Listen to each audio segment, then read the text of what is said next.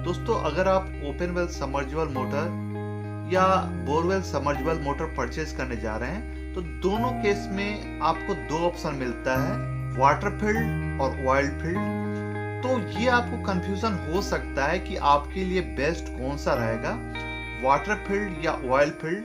तो इस वीडियो में हम लोग देखने वाले हैं दोनों का बेसिक कंस्ट्रक्शन, दोनों में डिफरेंस क्या है और दोनों का एडवांटेज और डिसएडवांटेज और आपके लिए क्या बेस्ट रहेगा और आपको किस केस में कौन सा मोटर परचेज करना चाहिए। तो इस वीडियो को लास्ट तक आप देखिए, आपका जितना भी कंफ्यूजन है कंप्लीटली क्लियर हो जाएगा इस वीडियो के लास्ट तक। तो जो जनरल वाटर पंप होता है वो पानी के बाहर होता है और वो एयर से कूल किया जाता है। जो उसका हीट है उसको एयर की हेल्प से रिमूव किया जाता है, उसमें फैन लगा रहता है और उसके जो बियरिंग्स होते हैं वो ग्रीस्ड होते हैं, वो ग्रीस से लुब्रिकेटेड होता है। बट यहाँ पे जो सबमर्जिबल मोटर होता है उसमें प्रॉब्लम ये होता है कि ये पानी के अंदर होता है, तो यहाँ पे इसे आप एयर से कूल कर नहीं सकते हैं।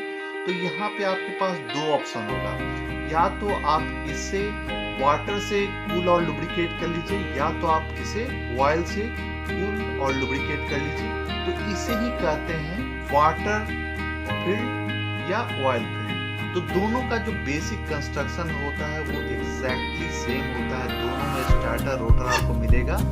बट डिफरेंस कहाँ पे आता है, इसके वाइंडिंग्स में।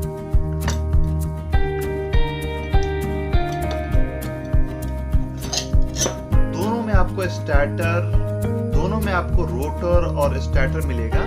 बट इसमें डिफरेंस क्या होता है, वाइंडिंग में। यहाँ पे जो वाइंडिंग है ये व्हाइट कलर का आपको दिख रहा है, ये जो वाइंडिंग है ये आपका पीवीसी इंसुलेटेड वायर रहता है, ये आपका वाटर फील्ड टाइप है। और इसमें जो वाइंडिंग होता है ये आपका पीवीसी इंसुलेटेड वायर होता है इस तरह का, ये ऊपर से पीवीसी इंसुलेटेड है और अंदर में वायर होता है।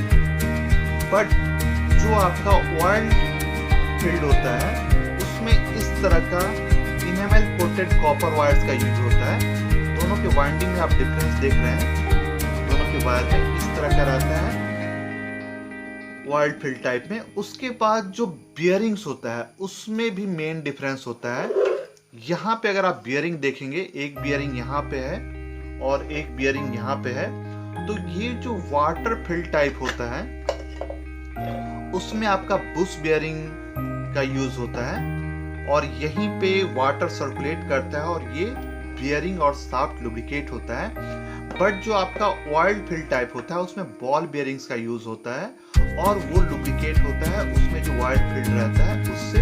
हालांकि ये जो ऑयल फील्ड मोटर होता है ये भी वाटर टाइट होता है और इसमें भी सील्स दिया रहता है।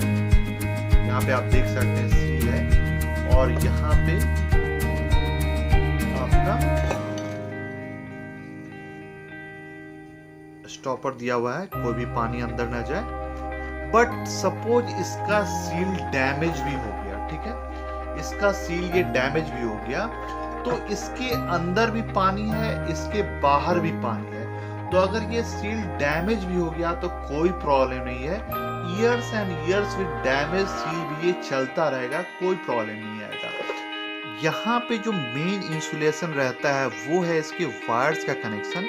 ये जो वायर कनेक्ट किया गया है ये बहुत अच्छे से वाटर प्रूफ रहता है, बहुत अच्छे से इंसुलेटेड रहता है। कोई भी पानी इस वायर्स के अंदर नहीं जा सकता और कोई भी शॉर्ट सर्किट नहीं हो सकता है।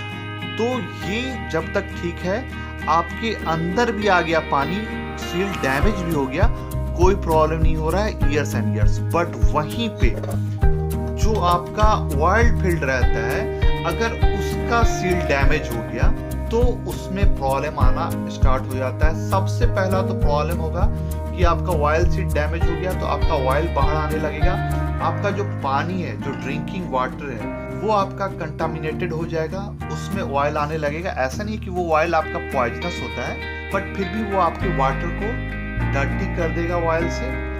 फिर क्या होता है, इसके मोटर के अंदर ऑयल सील डैमेज होने के कारण पानी जाने लगता है और अगर सही से इंसुलेशन नहीं है, जैसा कि मैंने आपको बताया इस तरह का वायर का यूज होता है उसमें, और सही से इंसुलेशन नहीं है तो वहाँ पे आपका शॉर्ट सर्किट स्टार्ट हो जाता है। प्लस जो बॉल बियरिंग्स है उसे वो वाटर बहुत ही जल्दी डैमेज करता है और कंप्लीट मोटर आपका कोलैप्स कर जाता है, आपका डैमेज हो जाता है। हालांकि ये जो ऑयल सील है इतना जल्दी डैमेज नहीं होता है, एक लंबा लाइफ होता है, but most of the time जो ऑयल फिल्ड मोटर होता है उसमें यही प्रॉब्लम आता है ऑयल सील का, और वहीं से वो कंप्लीट मोटर डैमेज हो जाता है। बट यहाँ पे जो आपका वाटर फील्ड है उसमें ऑयल सील डैमेज भी हो जाए कोई टेंशन नहीं है, ईयर्स एंड ईयर्स चलता रहेगा।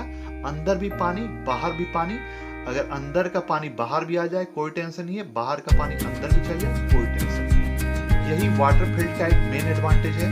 अब ये जो वाटर फील्ड टाइप होता है ये इजी टू मेंटेन होता है और इजी टू रिपेयर होता है। इसे मेंटेन करना भी बहुत इजी है। प्लस अगर ये डैमेज हो भी गया तो इसका जस्ट वाइंडिंग आपका 2-3 घंटा में आपका बन जाएगा और इसे आप इजीली 2-3 घंटे में इंस्टॉल कर सकते हैं। बहुत इजीली ये रिपेयर हो जाता है। बट वो जो होता है आपका ऑयल फील्ड उसमें प्रॉब्लम ये होता है कि उसका वाइंडिंग बहुत डिफिकल्ट होता है। प्लस उसमें वार्निश हार्डनर ये सब कर करके 2 से 3 दिन का टाइम उसमें लग जाता है।